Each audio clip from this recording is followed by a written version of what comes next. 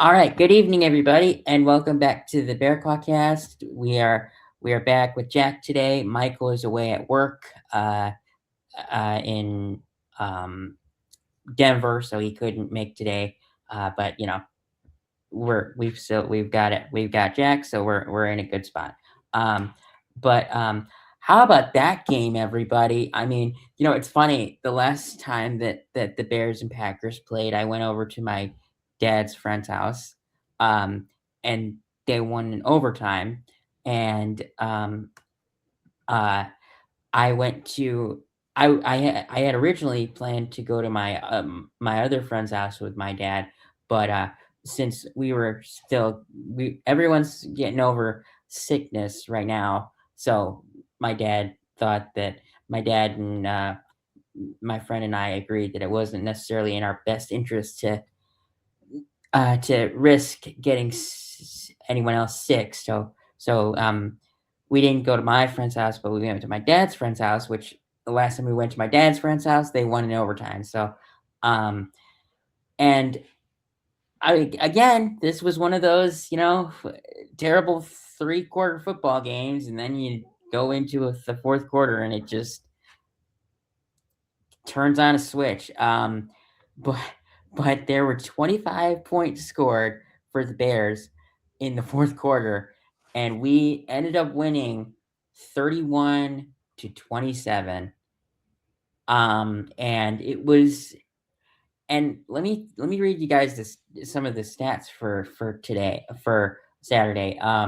So Caleb literally completed 50% of his passes, 24 for 48, but 361 passing yards, and 195 of those yards came in the fourth quarter. That is pretty impressive for 15 minutes of football. Now, when you actually factor in how many minutes of football it is in real time, it's probably about 45 minutes of football, but in quarter time, it's 15 minutes. So to get 195 yards and two touchdowns in 15 minutes, that's pretty impressive. But I we're so after the Bears won, I'm pretty sure we could both say that we were cheering for the Eagles because the Eagles at least seem to be the more beatable team between the Eagles or the Rams, and we're taking on the Rams. The Eagles lost yesterday to the 49ers, so our two teams that we were going to be facing were between the 49ers, or no, the Eagles and the Rams, and the Eagles got eliminated last night. So uh, we got to take on the Rams, but we'll figure it out. But great game on Saturday. There is a video that I would like to show, but it's not appropriate. Let's just say that it was an AI video of Ben Johnson saying enjoy being fired, and maybe throwing some shade at him, but I can't show that because it's not my content and it's not appropriate. But it would have been funny. But Jack, what were your thoughts on this game? Yeah, I mean, there were so many points which it looked like the Bears were dead in the water. I think the most glaring one was right after Caleb threw the interception on 4th and 1 near the goal line. Packers throw a screen pass to an offensive lineman. We still don't recover it, and it's like, okay, like tonight's just one of those. It's just one of those games where stuff isn't breaking our way. Like every single ball, like every single fumble that was on the ground, we just couldn't seem to come up with. Christian Watson, we almost got bailed out when he fumbled going into the end zone. Somehow the ball stays inbounds and Romeo Doubs recovers it, and they end up scoring on 4th and goal later. So it really just didn't seem like things were breaking the right way. And then all of a sudden the clock shows 15 minutes to go, fourth quarter started, and same old Bears came around. It was in a lot of ways different than the Lions game in week 18, but a lot of ways the same. Like I think we were just a lot more thoroughly outplayed in the Lions game and then still found a way to come back and make it a game in the fourth. Mm-hmm. This Packers game, our defense was outplayed in the first half. We had a lot of stuff go wrong on offense, but credit to the defense who still didn't look great from a full 60-minute perspective, but in the third and fourth quarters, sans that Matthew Golden 4 broken tackle touchdown that almost put us away again. But That one pissed me off a little bit. like we forced a couple 3 and outs to start the third quarter when we still weren't scoring on offense, because we easily could have just been like, we scored a field, we like didn't do anything really to start the half. The Packers could have gone and scored a touchdown, made it 28-3, and we would have been dead. So the fact that defense strung together a couple stops in a timely fashion really helped. And I don't know, like I was just amazed that we had won. I was at halftime. I told my friend who I was watching with, I'm like, I really hope, I really wish I didn't have any faith that this team would come back. Like, I wish I would just like, like it's 21-3. They probably weren't going to come back. I wish that we hadn't come back so many times this year to give me hope. And then they did it again. Like, whenever you think the Yeah, magic's run out, it hasn't yet. So yeah. awesome. And honestly, let me say this. So people were talking about how crazy this comeback was, and I agree that this was a crazy comeback. And people were even saying that this was kind of like how the Falcons blew their 28-3 lead. I'm not gonna go that far. I It think it's more reminiscent of the Chargers blowing that 27-0 lead just before half a couple years ago.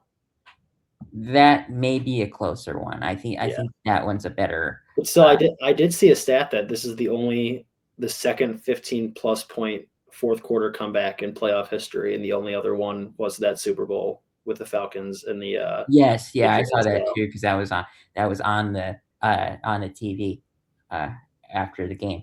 But mhm. since we're talking about records, it actually cues into our next topic perfectly. So there were 4 broken records, on Saturday, and I actually have them pulled up on my laptop. So, the 3 that were broken was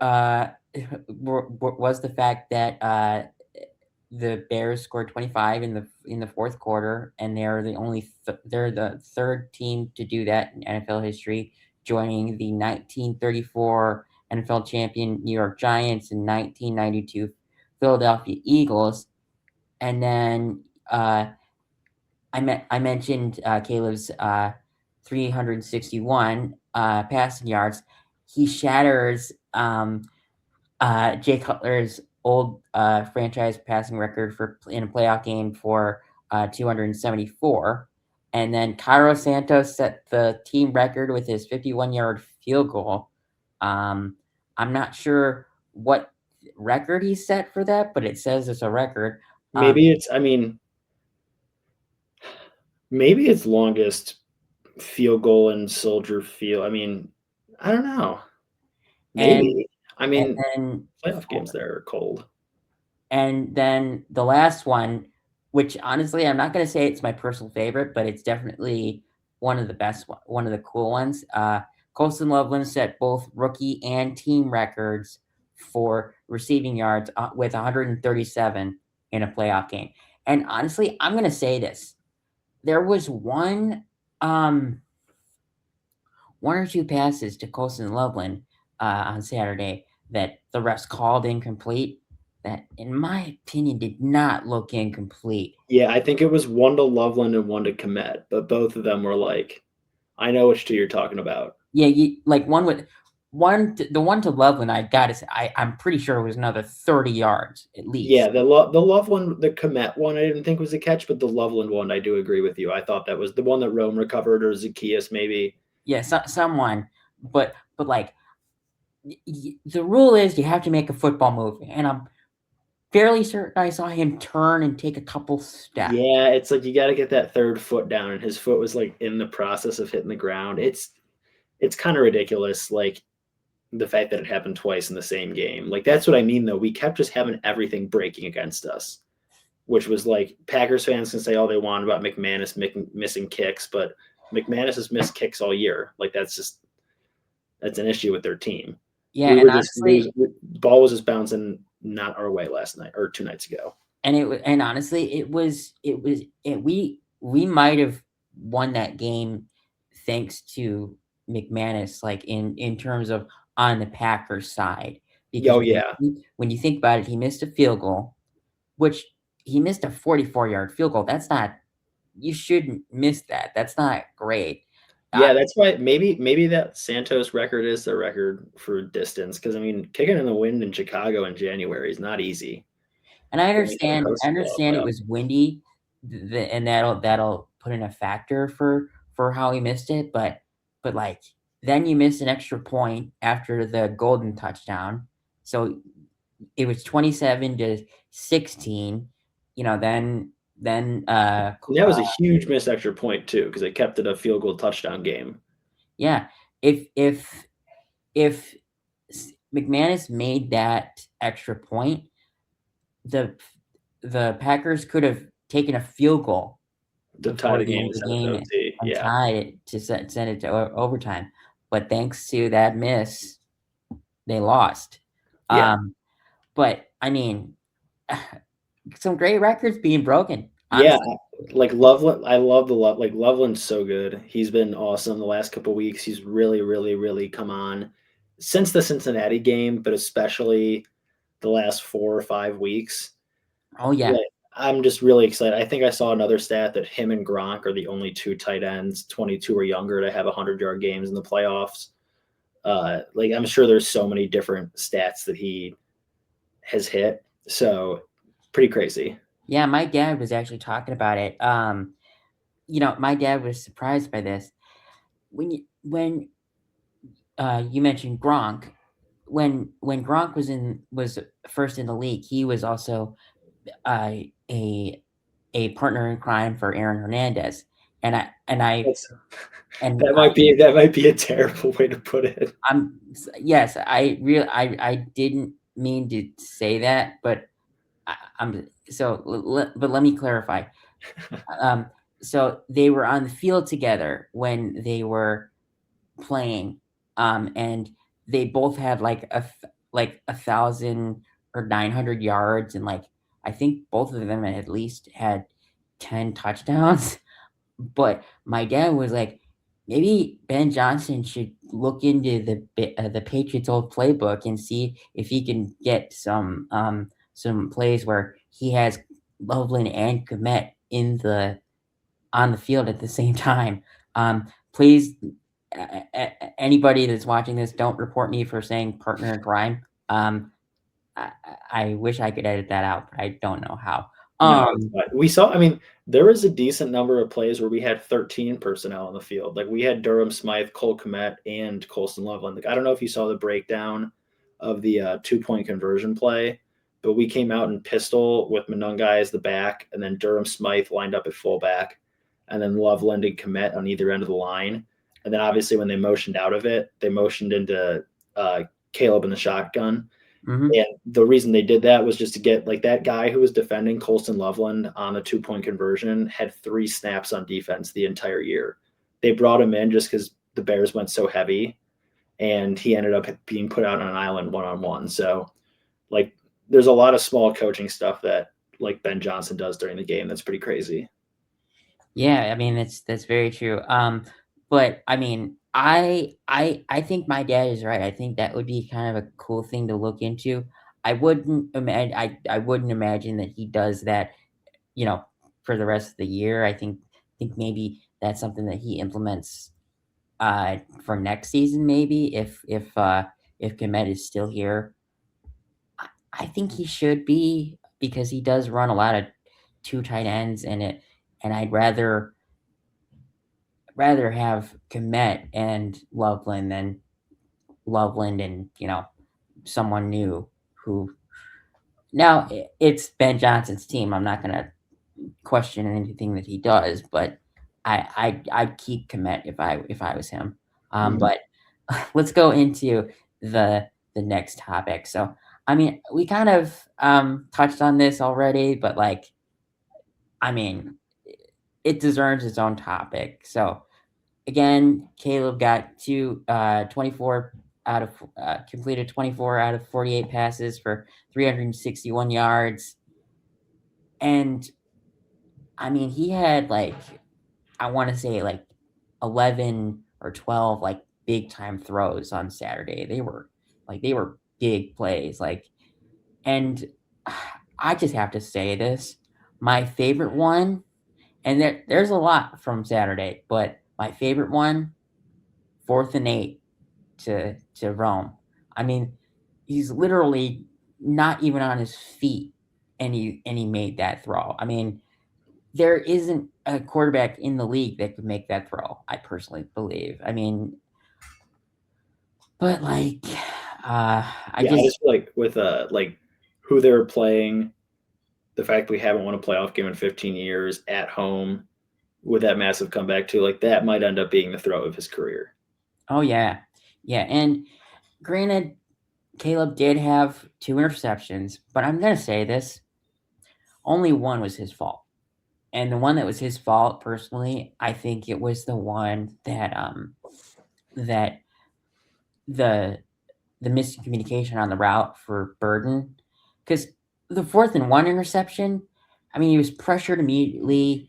You're throwing up a prayer, and most sometimes your teammate is lucky enough to bat it away, but I mean, and the one and that one, the one where it was thrown to Komet, actually was meant for DJ, and he fell down. So that's Yeah, he, and both picks were on fourth down too. And the one, even the miscommunication with Luther, like not a great throw. He did have guys open, but it ended up being okay because it was kind of just an arm punt yeah, essentially, and yeah, it was and either they then got it netted us 30 yards, and he doesn't like put a ton of balls in harm's way. Like those were two fourth down plays where it was either make a play or you lose the ball anyways. So I don't even like want to scoff at that. And the other thing, like I feel like people are going to bring up his completion percentage a lot still, like they always do. But mhm, I don't know if you saw his like next gen stats passing chart. He threw like I think it was 4 of the 48 passes at or behind the line of scrimmage. Like they don't throw any screen passes, and he's hardly ever checking the ball down. They go downfield a lot. Like the Bears are a very aggressive team on offense. So that also contributes to the fact that his completion percentage is down because they're not like the Broncos where Bo Nix is throwing 20 wide receiver and running back screens a game, and that's why his completion percentage is so high. yeah. And who knows? Maybe that's because maybe Ben Johnson doesn't want to do that yet. Maybe that's something that's implemented next year. But at the same time, I mean, we do have the most explosive or the number of explosive plays with I don't know how many it is off the top of my head, but Either. we're number one, I think. Mm-hmm. Um, Now, however, going into the next topic, I mean, unless you wanna, uh, expand on No, that. I feel like we touched on everything. Okay. Going into the next topic, of course, with the win comes loss. There's always some bad news that we have with every win. I mean, at least it seems. But the bad news for this week is we have lost two important pieces to our offense and defense.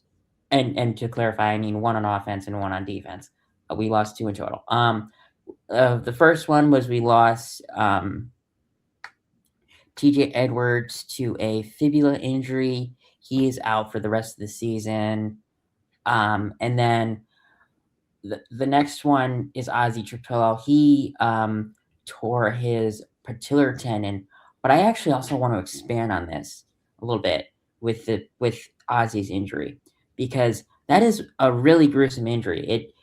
It says on the internet that injury could take 6 to 12 months to heal. So there's a possibility that we don't see him next season if he takes the 12 month route, which if he does, I'd rather him get healthy than rush back. But I want to bring this up. So we had one timeout left, and when the injury happened to Ozzy, and if Ozzy doesn't get up and walk off the field, we have to waste an injury timeout. Ozzy got up, hobbled on one foot, 20 yards to get to the sideline, so his team didn't have to burn a timeout. I mean that just shows how much grit and like Yeah. determination he has for this team. I And we mean, saw the same thing happen with the Packers later, and they didn't get off the field, and it cost them a 10-second runoff. So personally, I love that you brought that up. Personally, I think the kid was faking. I think he was trying to, get the um get the refs to just stop the clock so they could since they had no timeouts left. I I can't prove that, but I think that's what happened. I mean, you never really know, but just like looking forward with these injuries now, like, and the point you made on Ozzy is a great one. Like that, you never know if we didn't end up needing the timeout per se, but you never know how that game's going to play out. We very much could have needed that at the end of the game, and the fact that he was able to get off like that, like you said, very gruesome injury. It's not easy to put weight on it right afterwards, let alone unassistedly get to the sideline. So, but going forward, I am worried because I feel like Ozzy has been really good on the left side of the line. oh, Caleb loves he absolutely. loves to roll out left, and it's something that is super unique about him as a right-handed quarterback. Like not a lot of guys in the league can roll left and look downfield and throw like he does. So it does worry me a little bit that he's not going to be there, like we saw in the Lions game. I don't know if you saw Caleb's passing chart, but not a He lot did of stuff. not Not use the left side at all. he never threw to the left side on during the Lions game when he had Yeah. Theo. So Now, here's my statement on that. I will admit that I am worried about it, but there's one thing that we have in the Rams game that we didn't have in the Lions game, and that's Rome. There's a possibility that he didn't throw to the left side. No, I'm not trying to dismantle the possibility of him not trusting Theo more than he trusts Ozzy, because there's a huge difference between Ozzy and and Theo. is Um, Braxton Jones back? yeah, but I'm pretty sure that he is gonna stick to point after tries. I I I I think I saw on the injury report last week that he was back, but I don't think he was active for Saturday's game. I'm not sure, but Mm. Anyways, sorry, keep going. no, but it's okay. It's okay. But I just I think that maybe if since we have Rome back, maybe we'll see him throw to his left side a little more. I'm not exactly sure on that, but you know, there is a good thing about this with Theo. I'm not saying that he deserves to be the left tackle, in the future, but he did play, a couple games at left tackle, so he knows what he's doing. It's just you go from a 6'8" uh, left tackle to I want to say he's like 6'3". Mm. He's a decent size shorter than Ozzy, and also I don't think he's as big as Ozzy either. But No, but to your point, it is good that he has experience this year with this specific team. So that's not something that like you would necessarily have if Ozzy had played every single game of the year. So mhm. definitely good he has some experience. And I mean, I asked someone who is like a Bears beat reporter, on um what's the confidence level for you to for us to beat the Rams, because we're playing the Rams next Sunday either at 2 o'clock or 5:30. I'm gonna say this in my personal opinion, I want it to be at 5:30 because it just seems like it's the Bears and Rams. Like this is a huge game, and it feels like that's more of a 5:30 game than a 2 o'clock game. Yeah, it'll depend on if the Steelers win tonight, we'll get the 2 o'clock game. If they lose and the Texans win, we'll get the 5:30 game. How is that determined? It's really just like the networks decide between themselves, like whoever pays the most money gets first pick for stuff. And NBC's got the late game on Sunday, and they get first pick for the Sunday games, and they're gonna want like the Steelers are a huge, like a lot of people even not in Pittsburgh are Steelers fans, like they're a huge national brand, as are the Bears. But Sure. Patriots, Steelers, is just like slightly like Rams Bears was very close, but I feel like they would probably pick Steelers. Well, whoever I'm going to say this, whoever is going to play the Patriots will probably get their butt kicked because the Patriots just are that team with Mike Vrabel and everything that they've got there. And Drake May, I'm gonna say it. If he doesn't get MVP, it's because it's going to Matthew Stafford. And if Drake May doesn't get MVP, he's gonna be second in MVP votes. I'm gonna just say that because I mean, yeah, and it'll be close between the two of them. But I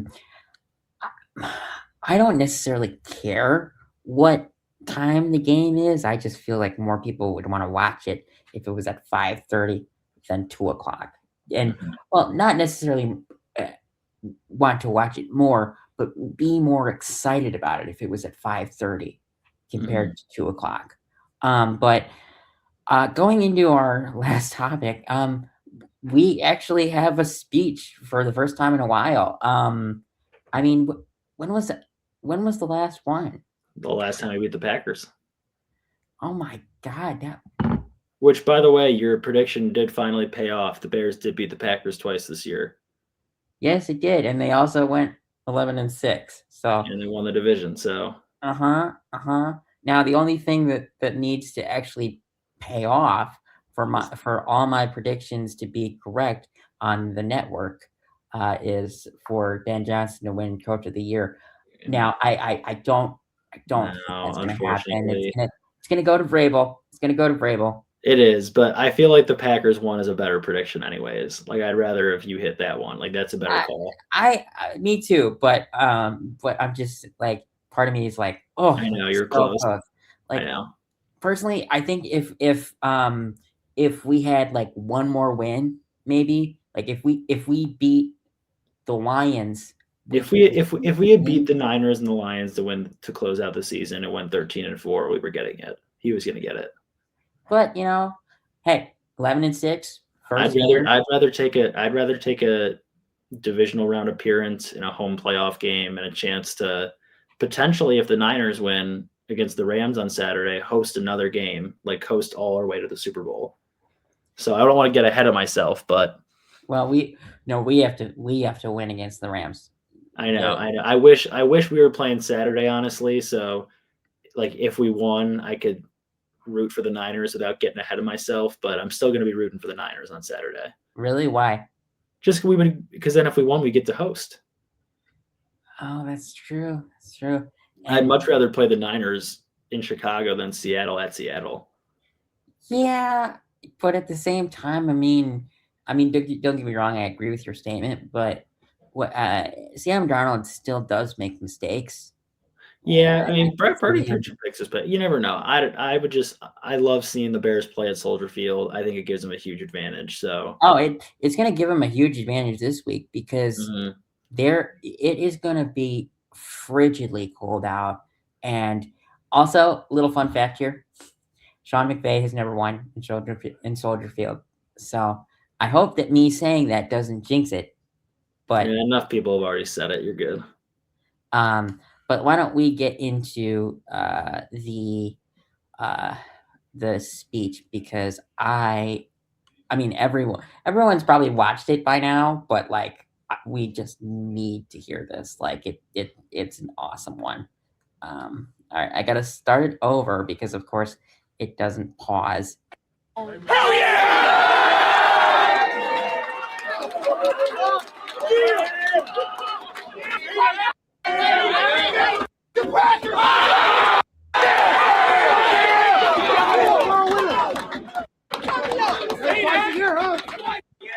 You go into the tournament coming off of 2 losses, man. You go in the tournament off of 2 losses. You look up at halftime in this game, and it's 21-3. No panic. No panic. None of it. Built for pressure. That's you guys. And that's the first one. That's the first one. All right? That's what we had to do. All right? Now I got 3 game balls here. first one, all right, we had 8 catches, 130 plus yards. Give it Colton.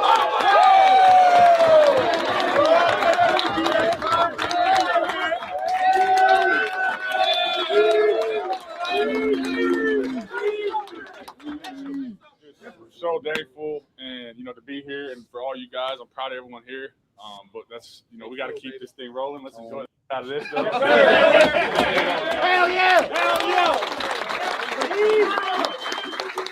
Good, man. Hey, defense, that a way to step it up there in the second half. That a way to step it up. One guy caught my eye, and it might not show up on the stat sheet, but he was around that quarterback the entire second half. Montez Sweat!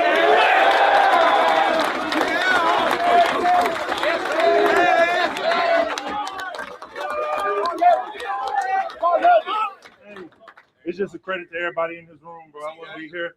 We wouldn't be here without y'all.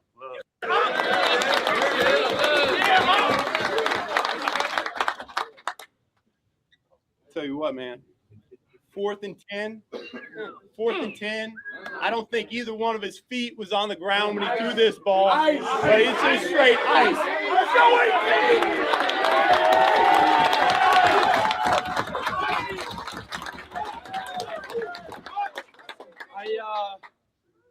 I said last night, you make your money in the regular season, but in the postseason,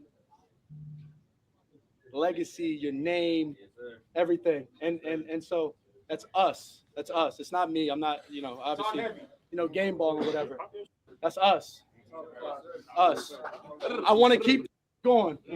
We have to get better. All right. We have to start. We have to be on the details. We have to execute. Pin all of that to be able to get where we want to go. And I want to be here. I want to, I want to do this with y'all. Yes, sir. So it starts tomorrow. Starts the next day. Let's go, bro.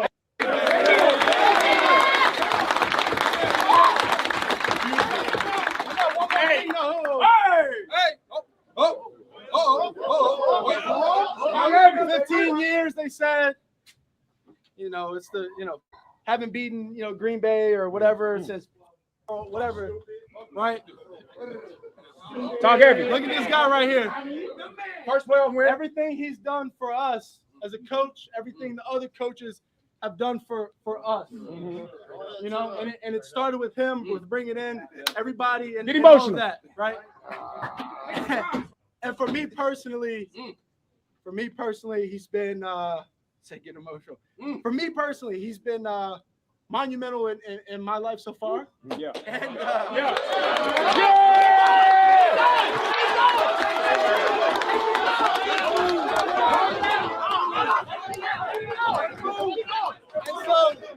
And so to his first playoff win as a Chicago Bear.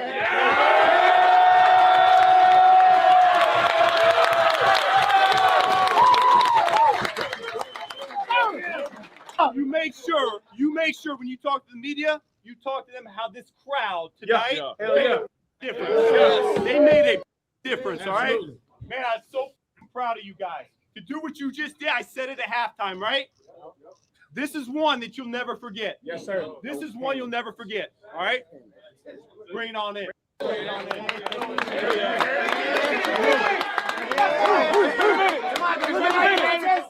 Good, better, bad. Never let it run. You're good, get better. You better get better. There's no 3, 1, 2, 3.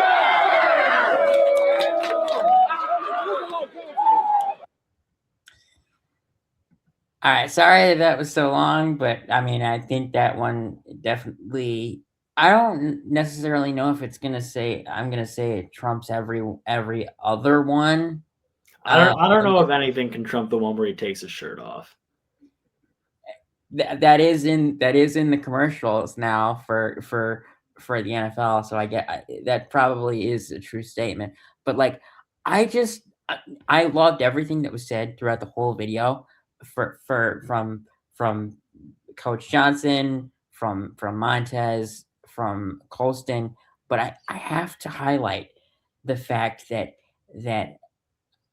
Caleb he said it's not just me, but also he highlighted that we need to get better because he knows that it's awesome that we're coming back and winning, but he knows that that isn't sustainable if we make it to like the NFC Championship game or the Super Bowl. He knows that if we make it that far, our luck is going to run out. Like, and I hate that I'm saying that, but he knows that we need to do stuff to get better, and he and he's being brutally honest. Like he loves that we're winning, but he knows that there's still massive improvements in certain areas that we need to work on.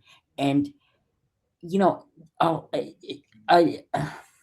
quarterbacks sometimes will just take the win and just say great win guys and all that stuff. But he is just he knows that there's problems and he knows that we need to fix it.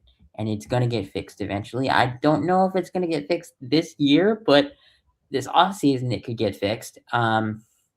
Hopefully.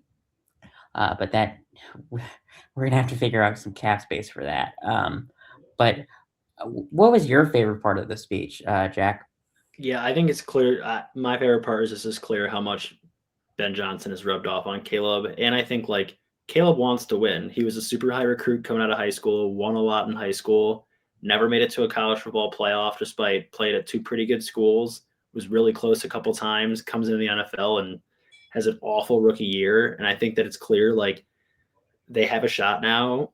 He knows that they need to be perfect in all aspects to win with what they have on the roster. And that's Especially the playing type the of person that Rams. Ben Johnson is, like attention to detail between practice, the game, warm-ups, everything has to be on par. So it's just clear that Ben Johnson's like personality and culture of trying to be perfect in every aspect of how you prepare and how you play is rubbed off on Caleb and the rest of the team. And when you can rub off on a guy who's that talented that way, if he adopts that mentality, and I'm not saying he didn't in the past, but like if you can be your own worst critic and know what you need to work on and hyperfixate on those things and get better, like the sky's the limit for Caleb, not only this year, but like you mentioned, like in the next couple of years when the defense gets a little fixed up too.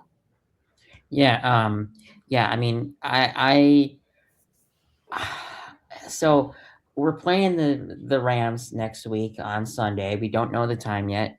But uh Matthew Stafford does have something wrong with one of his fingers. It's not like broken, and Sean McVay says he's going to be fine, and I believe that he's going to be fine. But there is an important thing that I read today that is pretty important. The Rams never played in any games this year below 70 degrees of weather, and it's going to be like -10 type of. And trust me, as someone who has like, I broke my finger years ago, it doesn't really hurt now, but trust me, when it gets cold, like it starts to cramp up a little bit, and like it'll cause Matthew Stafford a little bit of worry. Yeah, and I mean, I mean, I don't know how. I mean, the Rams pass rush is great. I don't know how good their corners are or their safeties, but here's my worry. Like even if Stafford has problems with his finger, we still have to stop Puka Nacua, Devontae Adams, and whoever else is on that offense. Yeah, Like, all 8 of their tight ends, and then their 2 running backs that are both good. Like they're a great offense. I did not want to play them, but I said earlier, like we have Caleb now. I'm not going to rule us out of anything. So I'm not going to rule us out of anything either, but let's just say that there is a possibility of this being the last exciting podcast of the year. And hey, we had probably only about 4 last year, so yeah, if that, I'll take 12 this year for sure. And hey, if the last thing I'll leave us on, if the Commanders curse is true, last year we played the Commanders, they lost the rest of their game, or we lost the rest of our games after losing to them on a crazy play. They went to the NFC Championship. This year we beat them on a crazy play. They lost all but one of their remaining games. and we have a chance to go to the NFC Championship. So you never know. History repeats itself sometimes. Maybe. And just a last second reminder, please remember to like, comment, and subscribe. But we will see you guys next Saturday for our pregame podcast for the Rams game. And it feels weird saying that because last year we were doing podcasts on Saturday, but they were about Who we're going to hire. off-season stuff. Yeah. So hope you guys have a great week, and we'll see you Saturday.